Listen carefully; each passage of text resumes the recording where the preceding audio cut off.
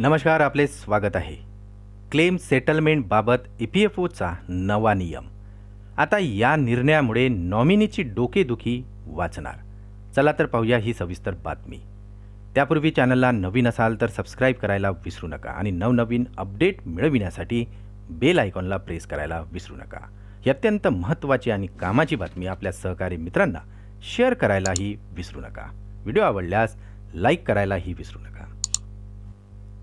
कर्मचारी भविष्य निर्वाह निधी संघटनेने क्लेम सेटलमेंटच्या नियमात एक मोठा बदल केलेला आहे. मृत्यू झालेल्या अनेक खातेधारकांचे आधार PF खात्याशी लिंक नसते किंवा आधार कार्ड आणि PF खात्यावर त्यांची माहिती जुळत नाही.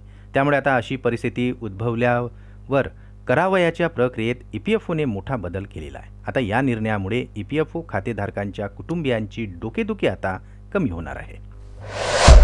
PF खातेधारकांचे नॉमिनी खातेधारकांच्या आधार डिटेल्सशिवाय देखील आता PFची रक्कम मिळवू शकतात. EPFOने एक नुकतेच सर्क्युलर जारी केले होते. EPFच्या म्हणण्यानुसार आता EPF सदस्याचा मृत्यू झाल्यानंतर प्रांत अधिकाऱ्यांना मृत खातेधारकांच्या माहितीची त्याच्या आधार कार्डशी जुळवाजुळव करताना आणि पडताळणी करताना अनेक अडचणी येत होत्या. तर अशा स्थितीत मृत खातेधारकांच्या कुटुंबियांनाही PFची रक्कम मिळण्यास अनेक अडचणी येत होते. ही अडचण येऊ नये म्हणून आता EPFOने नवा नियम केलेला आहे. PF खातेधारकांच्या मृत्यूनंतर त्याच्या आधार कार्डमधील माहिती दुरुस्त करता येत नाही. त्यामुळे आता आधार आणि PF खाते लिंक न करताच भौतिक आधारावर पडताळणी करून अशी प्रकरणे आता निकाली काढण्यात येणार आहेत.